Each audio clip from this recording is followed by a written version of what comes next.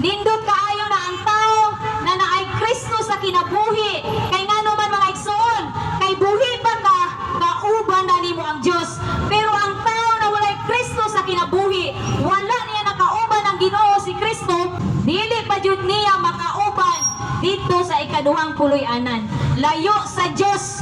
Busa mga igsoon, kung may dalunggan ka, abrihin na inyong mga dalunggan. Kay nasay mo mga igsoon, base kung nga tulog ninyo, dili na mo makamata. Daghan na kay nahitabo mga igsoon na ako'y kaila pagulang. Wala na nakamata, namatay igsoon. Wala na nakamata. So dili ta kabalo sa tong kamatayon.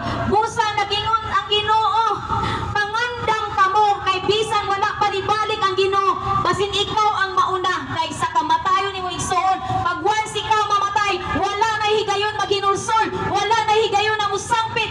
Bisan pag ang buhat na kapila, wala na kay naka-record na ang imong buhat.